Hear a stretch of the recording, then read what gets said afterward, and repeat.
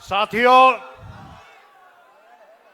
न्याय योद्धा राहुल गांधी जी को इस बात का मालूम है कि आप लोग मोतिहारी और उसके आसपास के 5-6 जिलों से इस सभागार में आए और 2:30 बजे से आप यहां पे बैठे हुए हैं। ये आप लोगों का जो मोहब्बत है राहुल जी के प्रति, ये इसका निशानी है। साथियों, आप सब बब्बर शेरों की तरफ से मैं मोतिहारी, चंपारण सत्याग्रह की जन्मस्थली से अपने नेता न्याय योद्धा राहुल गांधी जी का, भाई तेजस्वी जी का, भाई मुकेश सैनी जी का, कॉमरेड दीपांकर जी का, हमारे और जो अन्य नेता यहाँ पे बैठे हैं, उन सबका स्वागत करता हूं। आप सब जानते हैं कि सत्याग्रह की शुरुआत, उसका आरंभ इसी पावन धरती से हुआ था और महात्मा गांधी जी ने जब पहला सत्याग्रह, आजादी की लड़ाई शुरू की तो उन्होंने सत्याग्रह, उनकी प्रशिक्षण दिया, ट्रेनिंग दी और उस ट्रेनिंग में एक मंत्र दिया और वो मंत्र था निर्भय बनो, निर्भय बनो, भय से मुक्त हो जाओ। ये मंत्र महात्मा गांधी जी ने सत्याग्रहियों को दिया था और उसके बाद सत्याग्रह शुरू हुआ था। हमारे न्याय योद्धा राहुल गांधी जी ने भी जो इस तानाशाह मोदी सरकार के खिलाफ जब अपना आंदोलन शुरू किया तो आपने भी नारा दिया कि डरो मत और हमें बब्बर शेर बना दिया। साथियों, तानाशाह मोदी सरकार इस बिहार में, और ना सिर्फ इस बिहार में बल्कि पूरे देश में गरीब गुरबा का, दलित का, पिछड़े का, अति पिछड़े का, आदिवासियों का, हमारे अकलियत के भाइयों के वोट को काटा जा रहा है। ये लोकतंत्र की सरेआम सरे बाजार हत्या हो रही है और तानाशाह खुद को खुदा समझने लग गया है। लेकिन ये माना जाता है राजनीति शास्त्र में कि power of the people is always greater than the people in power, यानी जनता की ताकत, आप लोगों की ताकत, आवाम की ताकत हमेशा हुक्मरानों की ताकत से ज्यादा भारी होती है और ज्यादा बड़ी होती है। बहुत सारे तानाशाह इस बात को भूल जाते हैं और वो पगला जाते हैं और खुद को खुदा समझने लगते हैं और फिर ये समझ लीजिए उन तानाशाहों का अंत निकट आ गया है जब वो खुदा समझने लग जाएं, अपने आप को नॉन बायोलॉजिकल समझने लग जाएं। एक शायर ने भी कहा है कि तुझसे पहले जो एक शख्स यहां तख्त नशी था, तुझसे पहले जो ये शख्स यहां तख्त नशी था, उसको भी अपने खुदा होने का, खुद के नॉन बायोलॉजिकल होने का इतना ही यकीन था। कोई ठहरा हो जो लोगों के मुकाबिल तो बताओ, वो कहां है कि जिन्हें नाज अपने तई था। तो अब मैं अति पिछड़ा समाज के महासंघ के संयोजक भाई ओम प्रकाश महतो जी से अनुरोध करूंगा कि बहुत ही संक्षिप्त में 1 मिनट में अपनी बात रखें।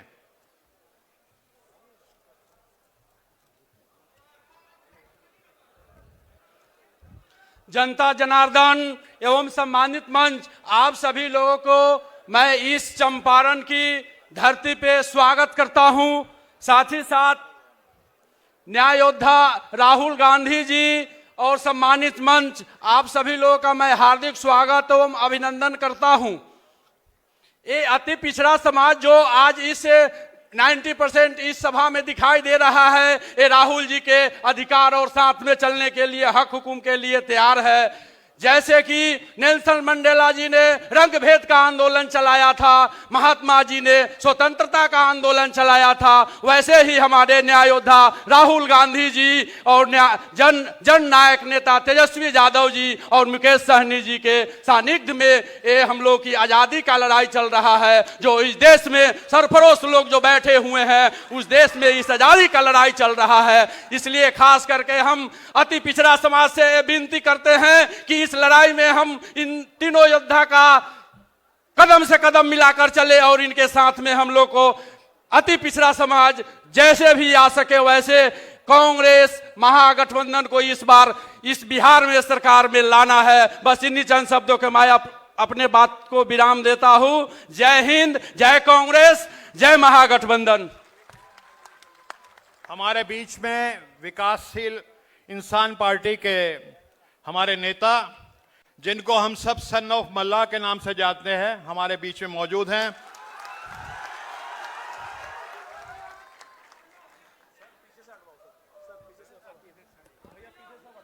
बहुत बहुत धन्यवाद।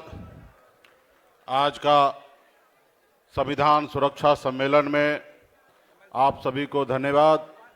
आज हम लोग वोटर अधिकार यात्रा को लेकर निकले हैं और हम आदरणीय राहुल गांधी जी, तेजस्वी जी के नेतृत्व में तमाम हमारे महागठबंधन के साथी पूरे बिहार में खास करके गरीब, पिछड़ा, दलित, अति पिछड़ा समाज के हक अधिकार के लिए लड़ाई लड़ रहे साथियों। ये वोटर अधिकार यात्रा क्या है? आजादी से पहले अंग्रेज हम पे राज करता था और आपके पूर्वज, हमारे पूर्वज ने पौने 200 साल तक लड़ाई लड़ने के बाद हमें देश को आजादी मिली और आजादी मिलने के बाद बाबा साहब भीमराव अंबेडकर ने हमें संविधान बना के दिया। और संविधान के बाद अगर मैं सर उठाकर अगर यहाँ पे अगर आपके सामने बात कर रहा हूं तो ये बाबा साहब भीमराव अंबेडकर का संविधान का देन है साथियों। नहीं तो हजारों साल गरीब, पिछड़ा, दलित को पशु सामान्य लोग समझने वाले लोग जो हमसे हाथ से पानी तक नहीं पीते थे, वो हम पे राज करते थे साथियों। जो भी आज हम जहां पे भी पहुंचे हैं, ये बाबा साहब भीमराव अंबेडकर का संविधान का देन है साथियों। उसके बाद जननायक कर्पूरी ठाकुर जी ने एक नाई का बेटा बिहार में गरीब पिछड़े का आवाज दिया। उसके बाद आदरणीय लालू प्रसाद यादव जी, अगर आदरणीय लालू प्रसाद यादव जी अगर गरीब पिछड़े को अगर आवाज नहीं देते, जमीन पर बैठने वाले को अगर कुर्सी पर नहीं बैठाते, तो आज आपके सामने एक मल्ला का बेटा ऊंची आवाज में बात नहीं करता साथियों। यह है सामाजिक न्याय। निश्चित तौर पे हम कभी कल्पना करते हैं कि हमारे पूर्वज किस तरीके से लड़ाई लड़ते होंगे अंग्रेज से। आज निश्चित तौर पे हमारे देश में ही जिसको हम भरोसा करते हैं, हमारे देश के लोग, आज उनसे लड़ना पड़ रहा है। आज हमारे देश के प्रधानमंत्री ही हमारा वोट चोरी कर रहा है साथियों। बाबा साहब भीमराव अंबेडकर ने संविधान में नेता के पास से 5 साल का समय इसलिए दिया गया कि 5 साल में मौका मिलेगा और जनता को उम्मीद पे खड़ा होंगे। अगर जनता को उम्मीद पे खड़ा नहीं होंगे तो नेता को गद्दी से उतारने का काम किया जाएगा साथियों। और आजादी से लेकर 2014 तक भला बुरा सभी राजनेता यही डर कर और यही सोचकर इस देश के लिए काम किया साथियों। 2014 में मोदी जी आए, अच्छे दिन लाने का वादा आपसे किए, हर युवा को नौकरी, हर साल 2 करोड़ नौकरी देने का वादा किए, विदेश से काला धन लाने की बात की, आपके खाता में 15-15 लाख रुपया देने का वादा किया। लेकिन उनको पता है, क्योंकि आपके वोट से नहीं, वो चोरी के वोट से देश के प्रधानमंत्री बने हैं। अगर उसको आपके वोट से का फिक्र होता तो निश्चित तौर पे आपके लिए काम करता। अभी उनको पता है कि आप वोट दो या ना दो, उनको सरकार में रहना, इसलिए उन्होंने आपके 2 करोड़ युवा का नौकरी हर साल देने का था।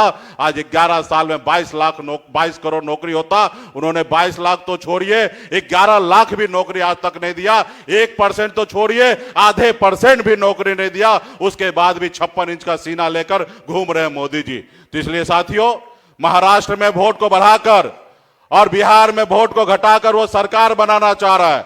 हम तो आप सभी से आग्रह करते हैं, अगर कर्पूरी ठाकुर जी को, बाबा साहब भीमराव अंबेडकर को, लालू जी को मानने वाले हैं तो गांव गांव में घूमिए और ये फिर एक क्रांति की लड़ाई लड़िए अपने आने वाला पीढ़ी के लिए, जो सर उठा के जी सके साथियों। इसके लिए तमाम हमारे यहाँ पे अब पिछड़ा अति पिछड़ा सभी बुद्धिजीवी समाज के लोग यहाँ पे उपस्थित हैं। आप सभी को बहुत बहुत धन्यवाद देता हूं कि आप लोग हमारे अभियान से जुड़ रहे हैं। बहुत बहुत धन्यवाद। ये माना कि तुमको अपने तलवार की तेजी आजमानी है, दलितों पिछड़ों की गर्दनों पे इसका इम्तिहान कब तक होगा। अब मैं आमंत्रित करता हूं बिहार प्रदेश कांग्रेस कमेटी के हमारे आदरणीय अध्यक्ष श्री राजेश कुमार राम जी से।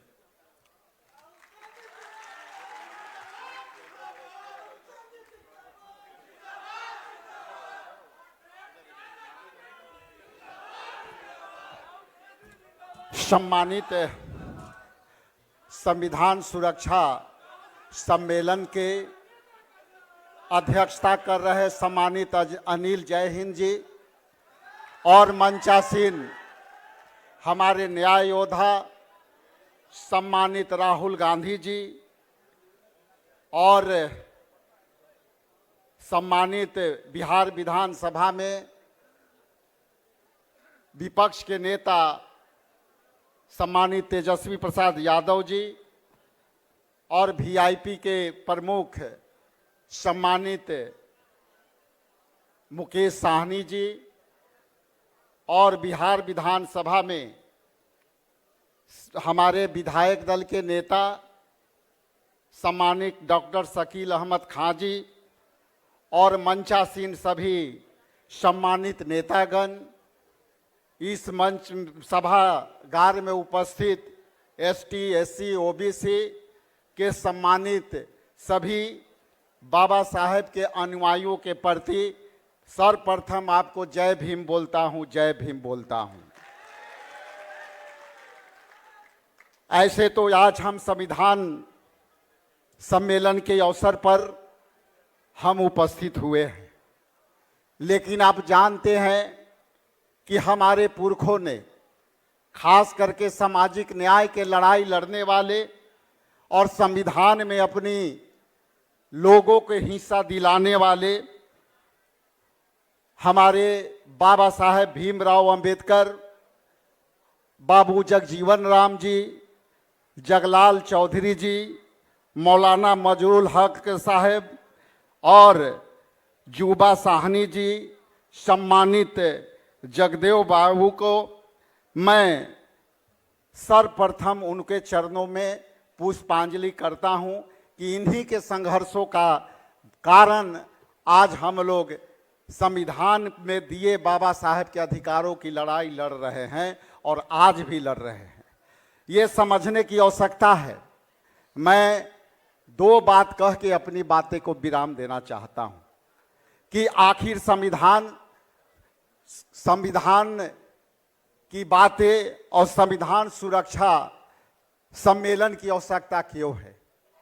आज यहां बैठे सभी लोग को ये महसूस करना होगा और समझना होगा कि क्या ये लड़ाई आदरणीय सम्मानित नेता न्याय योद्धा राहुल गांधी जी ने जो सामाजिक न्याय के लड़ाई की बेड़ा उठाई है, आज उसी का परिणाम है कि हम उस लड़ाई को आगे बढ़ना है। आप जानते हैं कि आदरणीय नेता और सम्मानित तेजस्वी जी और सम्मानित सभी नेताओं ने इसका समर्थन भी किया, लेकिन यदि हम सामाजिक न्याय के बात करते हैं और समाज के उन अंतिम पंक्तियों के बारे में हम यदि बातें करते हैं तो एक चीज स्पष्ट होनी चाहिए हम लोगों को कि आखिर सामाजिक न्याय की बात करने में जातीय जनगणना की बात होना सबसे वाजिब है और सबसे सामाजिक न्याय के ये जो है कुंजी है। जातीय जनगणना वो चाबी है जो हम के सभी ताले खुलेंगे। इसलिए हम आपसे स्पष्ट कहना चाहते हैं कि क्या ये लड़ाई आने वाला समय केवल अकेले नेताओं का है या हम लोगों का है। इसलिए इससे बड़ा अवसर नहीं आने वाला कि हम सामाजिक सुरक्षा के बात करते हैं हम सामाजिक न्याय की बात करते हैं तो दो बातें हम जरूर इस पर ध्यान देने की जरूरत है। हम सामाजिक न्याय के तभी बात करेंगे जब सभी पॉलिटिकल पार्टियां टिकटों में सही हिस्सेदारी देगी। हम सामाजिक न्याय के तभी बात करेंगे कि उनकी नौकरियों में भागीदारी मिलेगी। हम उन सभी सामाजिक न्याय के लोगों के अंतिम पंक्ति में बैठे लोगों के तभी हम सामाजिक न्याय के लड़ाई में उनको हिस्सेदारी दे पाएंगे जब उनकी हिस्सेदारी ठेकेदारी में मिलेगी। आज बिहार में ठेकेदारी प्रथा है, लेकिन हमारे लोगों को केवल कंट्रीलेक्चुअल के आधार पर और संविदा के आधार पर केवल बहालियां हो रही है। उसमें हमारा आरक्षण खत्म हो चुका है। इसलिए आंख बंद करके ये सोचने की जरूरत नहीं है, हृदय पर हाथ रख करके ये लड़ाई लड़ करके और सम्मानित इंडिया गठबंधन के सम्मानित नेताओं को आगे जो है इस पर ताकत देना होगा। खास करके राहुल गांधी जी और अनिल जय हिंद जी को मैं बधाई देता हूं कि इन्होंने जो सामाजिक न्याय के कड़ी को आगे किया है, बिहार में वो कड़ी आने वाला समय में इंडिया गठबंधन के ताकत के रूप में देंगे। और इतना ईश्योर करते हैं कि आने वाला समय में जिसकी जितनी हिस्सेदारी उसकी उतनी भागीदारी मिलनी चाहिए। अंत में बहुत बहुत धन्यवाद, बहुत आभारी, बहुत थैंक यू। बहुत बहुत धन्यवाद बड़े भाई राजेश राम जी। उसूलों पर जब आंच आए तो टकराना जरूरी है। तू जिंदा है तो तुझको जिंदा नजर आना जरूरी है। अब मैं निवेदन करूंगा कॉमरेड दीपांकर जी से कि वो आए और अपनी बात को रखें। कॉमरेड दीपांकर जी।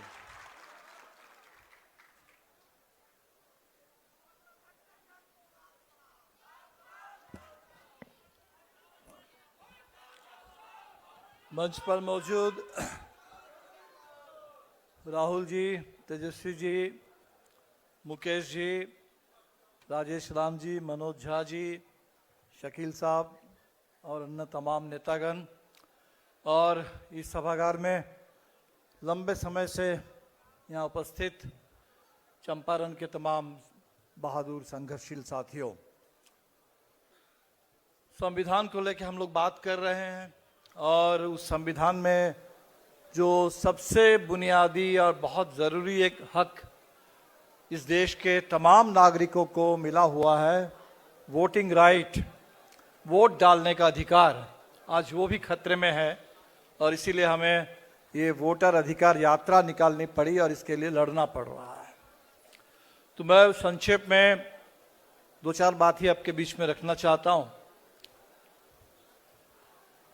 संविधान में हमें शुरू से ही ये वोटिंग राइट मिला।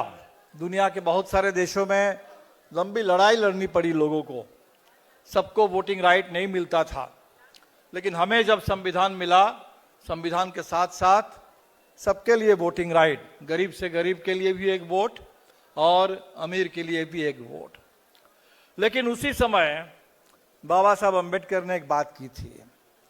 उन्होंने कहा था कि ये जो एक वोट की बराबरी है, इस वोट की बराबरी, लेकिन अगर इसके साथ साथ समाज में बराबरी ना हो, सामाजिक बराबरी ना हो, आर्थिक बराबरी ना हो, तो एक ऐसा समय आएगा कि वो वोट की बराबरी का कोई मतलब नहीं रह जाएगा इस सामाजिक और आर्थिक गैर बराबरी के आगे।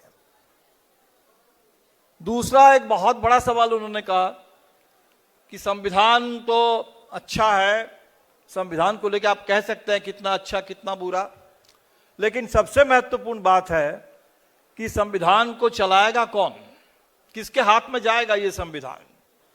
बहुत अच्छा संविधान लिख दिया जाए और ऐसे लोगों के हाथ में वो संविधान चला जाए जिनका उस संविधान से कोई मतलब नहीं है, तो एक अच्छे संविधान से भी बहुत गलत परिणाम निकाला जा सकता है। और आज हमारे सामने ये बाबा साहब की दोनों चेतावनी बेहद प्रासंगिक है। हमारे वोट की बराबरी, लेकिन सामाजिक बराबरी हमें बिल्कुल नहीं मिली। हम लोग जब सामाजिक न्याय की बात करते हैं, अक्सर हम बहुत सीमित संदर्भ में बात करते हैं, सिर्फ आरक्षण की बात करते हैं, जबकि बात सामाजिक बराबरी की होनी चाहिए पूरे समाज में। दूसरी तरफ आर्थिक बराबरी की बात करिए तो आज तो देश में ऐसा अदानी अंबानी का राज आ गया, ऐसा कंपनी राज आ गया कि देश में मुट्ठी भर पूंजीपतियों के हाथ में पूरे देश की तमाम संपत्ति और देश की तमाम जो हमारा एनुअल इनकम है वो सब उन्हीं के पास चला जा रहा है। तो एक तो हमारे संविधान के लिए बड़ा खतरा ही आ रहा है, और दूसरा किनके हाथ में संविधान चला गया? उन लोगों के हाथ में आज संविधान चला गया जब संविधान पारित हो रहा था 1949 में। ये 75 साल संविधान के पूरे हुए, गणतंत्र के भी 75 साल पूरे हुए हैं। उस समय खुल करके इन लोगों ने, उनका जो मुखपत्र है ऑर्गेनाइजर, उसके संपादकीय में उन्होंने लिखा था कि संविधान हम नहीं मानते क्योंकि इसमें भारतीय कुछ है ही नहीं। ये संविधान एक तरह से विदेशी संविधान है, मनुस्मृति ही हिंदुस्तान का असली संविधान है। ये कहने वाले लोग 1949 में खुलकर ये बात करने वाले लोग आज उनके ऊपर, उनके हाथ में सत्ता है, उनको इस संविधान को लागू करना है। और हम देख रहे हैं कि वो किस तरीके से इस संविधान का हर रोज मजाक उड़ा रहे हैं, उसकी हत्या कर रहे हैं। तो ऐसे विपरीत स्थिति में हमें लड़ना है।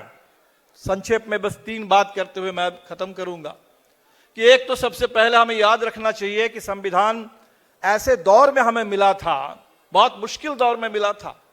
उस समय देश का बंटवारा हो चुका था, हिंदुस्तान पाकिस्तान अलग हो चुके थे, देश में बड़े बड़े दंगे हो चुके थे, लाखों की तादाद में इधर से उधर लोगों को जाना पड़ा था। इतने बड़े त्रासद समय में भी गांधी जी की हत्या हो चुकी थी। वैसे एक मुश्किल दौर में हिंदुस्तान ने जब संविधान पारित किया, बड़े आराम से उस संविधान के पहले पन्ने पर कह दिया गया कि इस देश में बिना किसी भेदभाव, न धर्म के आधार पर, न जाति के आधार पर, न भाषा के आधार पर, बिना किसी भेदभाव सबके लिए पूरा का पूरा न्याय मिलेगा, सामाजिक, आर्थिक, राजनीतिक न्याय मिलेगा, सबके लिए आजादी, सबके लिए बराबरी। इतनी बड़ी बात उस कठिन दौर में। और इसीलिए आज हमें फिर वो जो आजादी की चेतना है, वो आजादी की चेतना जो 1857 में जिस समय देश में पहला विद्रोह हुआ सबसे बड़ा, तो आजिमुल्लाह खां उस विद्रोह के शायर, उन्होंने कहा हम हैं इसके मालिक, हिंदुस्तान हमारा। वही बात संविधान के पहले पन्ने पर आया, we the people of India. हमने संविधान खुद को दिया है और देश को एक संप्रभु, लोकतांत्रिक, समाजवादी, धर्मनिरपेक्ष गणराज्य के रूप में घोषित किया है।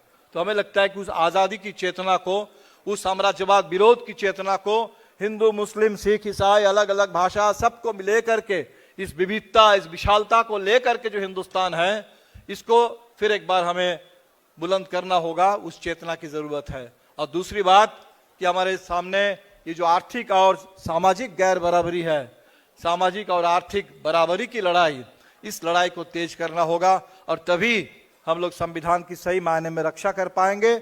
और आज बिहार जिस मोड़ पर खड़ा है, हमें तो अभी भी उम्मीद है, महाराष्ट्र में चुनाव चुरा लिया, हरियाणा में चुरा लिया, सुनते हैं कि लोकसभा के चुनाव में भी जिस तरह की रिपोर्ट राहुल जी ने जो खुलासा किया बेंगलुरु सेंट्रल लोकसभा की, वैसे बहुत सारे लोकसभा हम सबके नजर में हैं।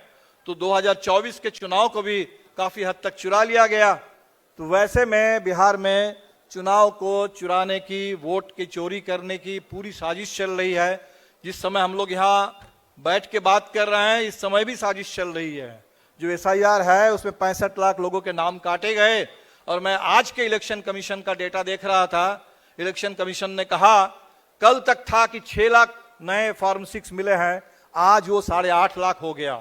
और छलांग लगा करके अगले 4 दिन में आप देखेंगे कि वो 20-25 लाख में पहुंच गया है। तो चोरी बदस्तूर जारी है, उस चोरी के खिलाफ हमें तो लड़ना है और ऐसा माहौल बना देना है पूरे बिहार में, जिस बिहार जब जब तय कर लेता है, अगर बिहार किसी चीज को तय कर ले तो बीच रास्ते में हम लोग छोड़ते नहीं हैं। वो 42 का आंदोलन हो, वो आजादी के बाद का लोकतंत्र की लड़ाई हो, वोट डालने की लड़ाई हो, बूथ कब्जा के खिलाफ सामंती पूरे धाक को तोड़ते हुए दलित गरीबों के वोटिंग राइट हासिल करने का वो तमाम आंदोलन हमें याद है, वो तमाम जनसंहार हमें याद है, जिसको झेलते हुए बिहार के दलित गरीबों ने वोट डालना शुरू किया था 80 के दशक में। तो इसीलिए बिहार ने जब आज ठान लिया है तो मुझे तो पूरा भरोसा है आप तमाम साथियों के ऊपर, और पूरे बिहार के नौजवान, पूरे बिहार के भूमिहीन गरीब, बिहार की हमारी बहनें, स्कीम वर्कर्स, बिहार के हमारे नौजवान साथी, आपके ऊपर पूरा भरोसा है कि ये जो चुनाव आयोग ने जो SIR का हमला किया और पूरे देश में जो वोट चोरी और चुनाव चोरी की साजिश चल रही है, इस सिलसिले को इसी बिहार से हम लोग रोक देंगे। इस अश्वमेध के घोड़े को हम लोग यहीं पर रोक देंगे और पूरे देश में लोकतंत्र और संविधान की सुरक्षा और सामाजिक बराबरी और आर्थिक बराबरी की लड़ाई को मंजीत की मंजिल तक पहुंचाने का काम बिहार से हम लोग शुरू करेंगे। आप तमाम साथियों का बहुत बहुत शुक्रिया। जय हिंद, जय भीम, लाल सलाम, इंडिया गठबंधन जिंदाबाद।